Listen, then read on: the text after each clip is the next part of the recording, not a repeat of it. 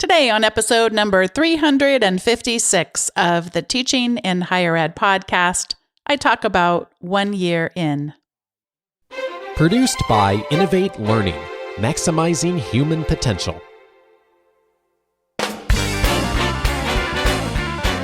Welcome to this episode of Teaching in Higher Ed. I'm Bonni Stachowiak, and this is the space where we explore the art and science of being more effective at facilitating learning. We also share ways to improve our productivity approaches so we can have more peace in our lives and be even more present for our students.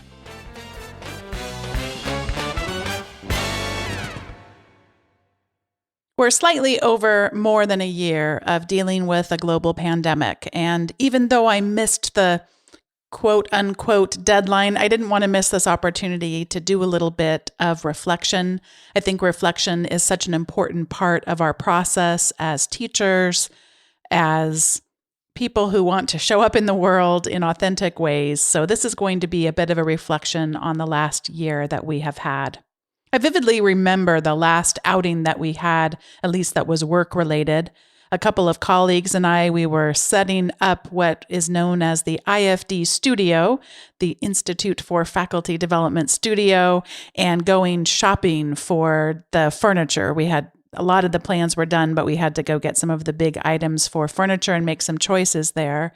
I had no idea what was in store.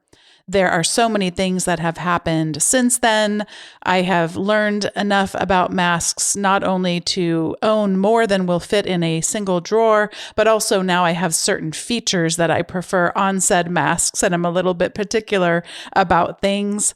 I also have had the opportunity to learn quite a bit about the coronavirus in general. I'm on our university's COVID-19 leadership team.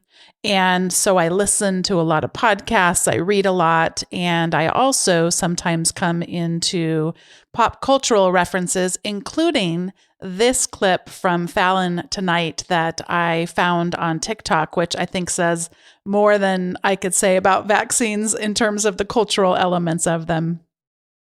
Well, this is great news. The FDA says Johnson & Johnson's one-shot vaccine is safe and effective. Only one shot. They actually released an official statement explaining their vaccine. They said, "You only get one shot." Meanwhile, Moderna and Pfizer are jealous because their vaccines take 2 shots. So they released a statement that said, but people don't really care which shot they get as long as it works. They're just like, so Moderna, Pfizer, and Johnson & Johnson put their differences aside to release this statement.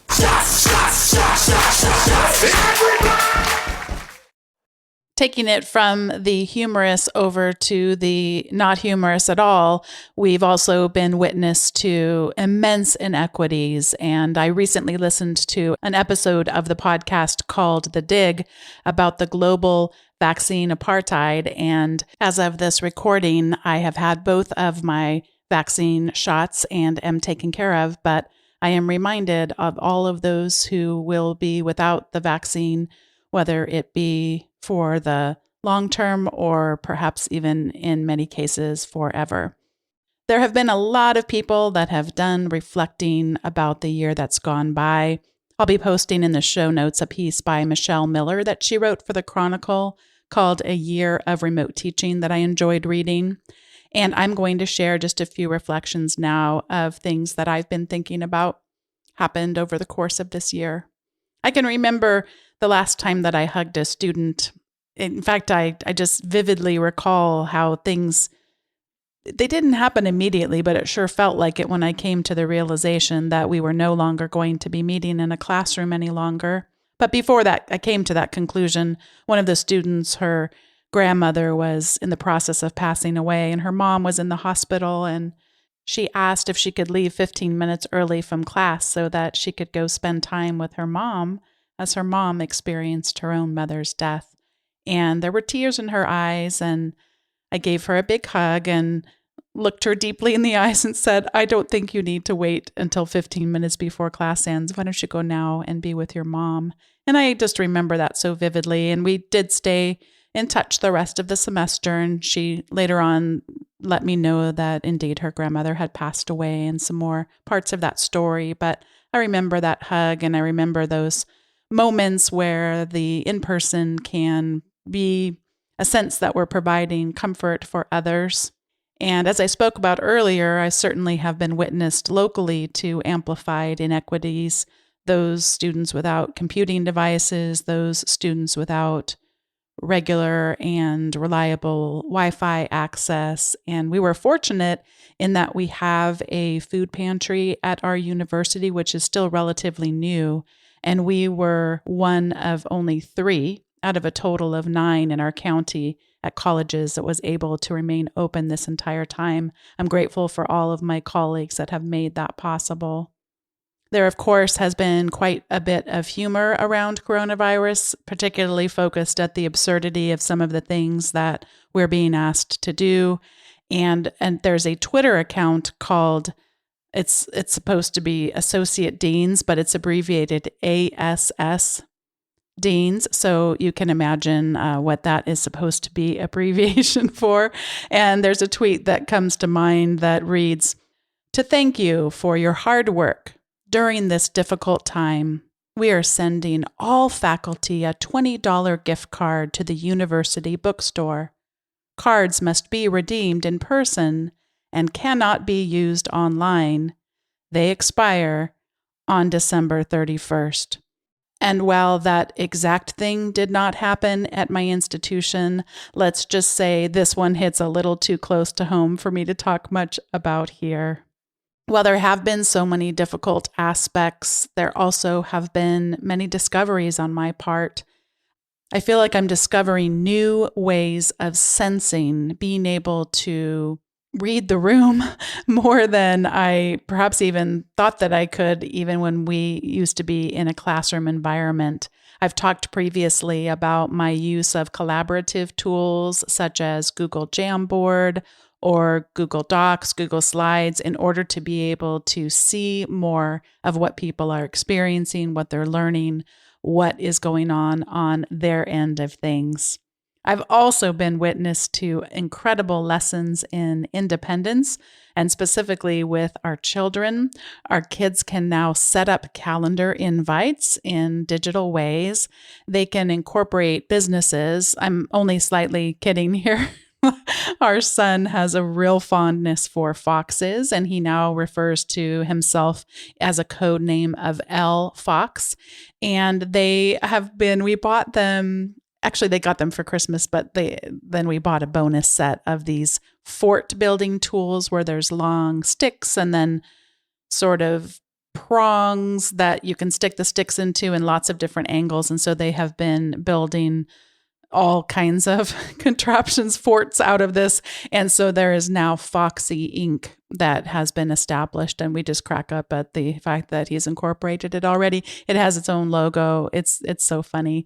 Their calendar invites can also include Zoom links, which is really funny to be sitting in a Zoom meeting and to get a calendar invite from one of the kids that always contains the most hilarious titles, including sometimes them trying to extend their choice time at the end of the day. And as you can expect, often with foxes included as emojis. And they also have had the opportunity to talk to friends from around the world. In a recent episode, when we spoke with Mahabali, we talked about how her daughter has had the opportunity to play Minecraft with our kids. And I just really am so pleased to think about the ways in which these technologies allow us to get exposure to parts of the world and other people that we otherwise might never be able to.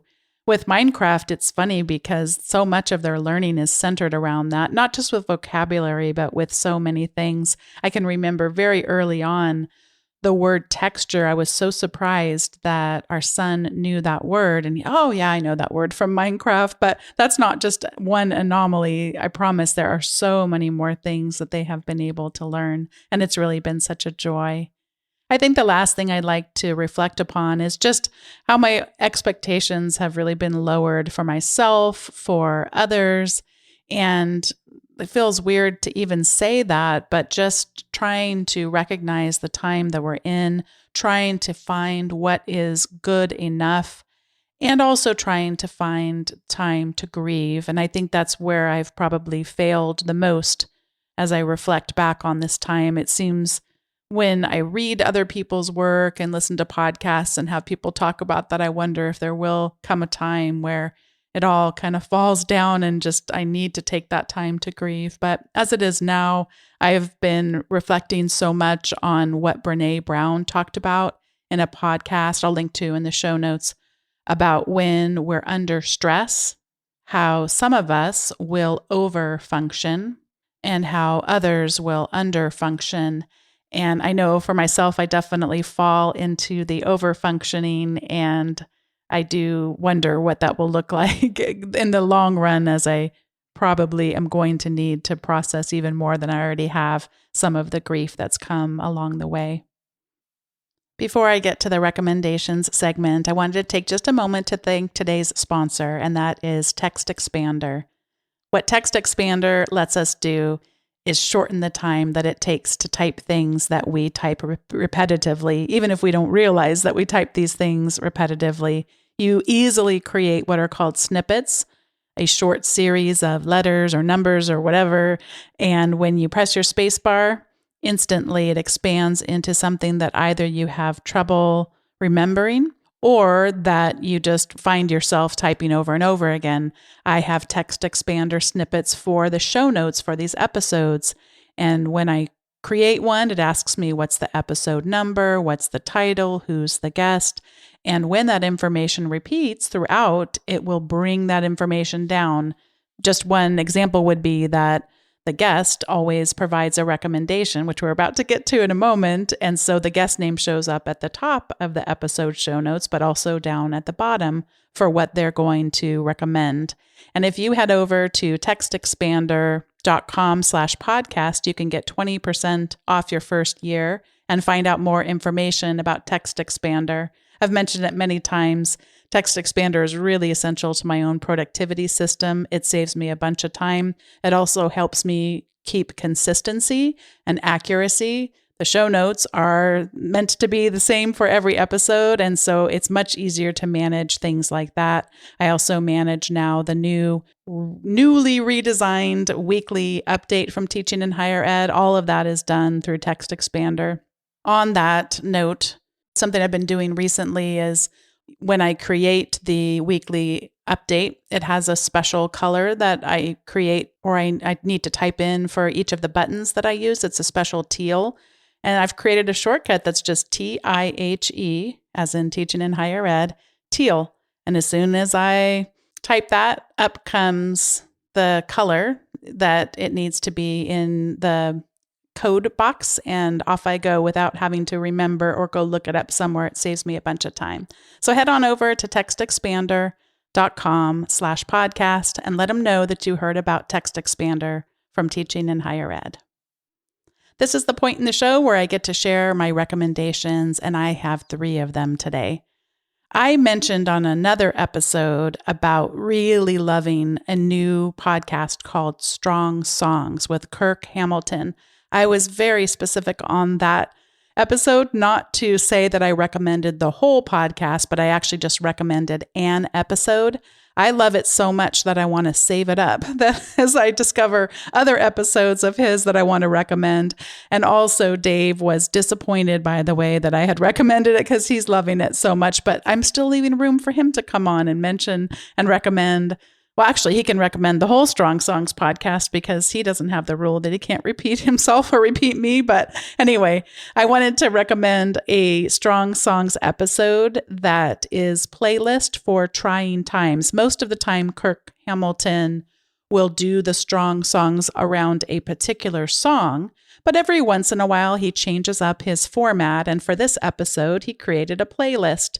And the playlist is in all the popular music streaming services, so you can just use that show notes page to go to your preferred streaming service and add those songs to your library.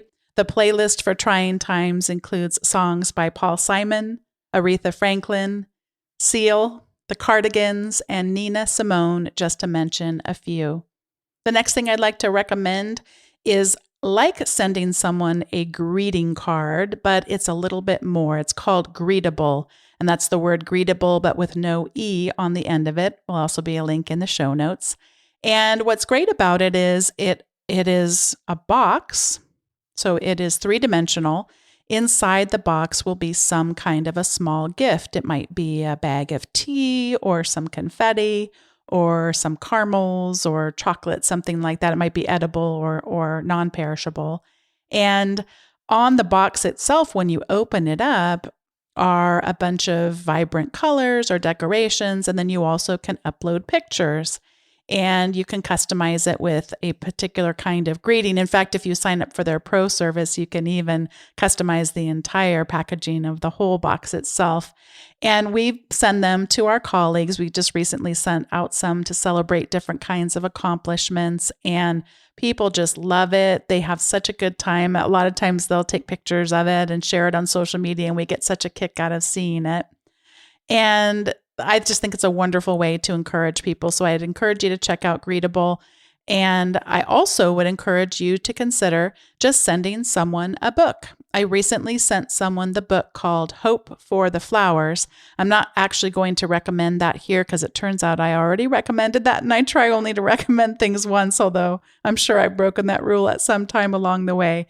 But we sent our colleague the book, Hope for the Flowers. By the way, in case you haven't been listening to every single episode ever, that is a book that is a children's book, but it's really a book for adults that's disguised as a children's book. And he got such a kick out of it. And I'm looking forward to him being able to read it to his kids and also to just be able to share it with others. It's a really one of my favorite books of all time. So my last recommendation is to consider sending a book. Thanks for listening to this episode of Teaching in Higher Ed, episode 356. If you'd like to look at the show notes, they are already in your podcast player, most likely. And you also can head on over to teachinginhighered.com/356. If you have yet to sign up for the weekly update, as I mentioned in January, I updated it. I'm getting a lot of positive feedback that it's a really important resource to people.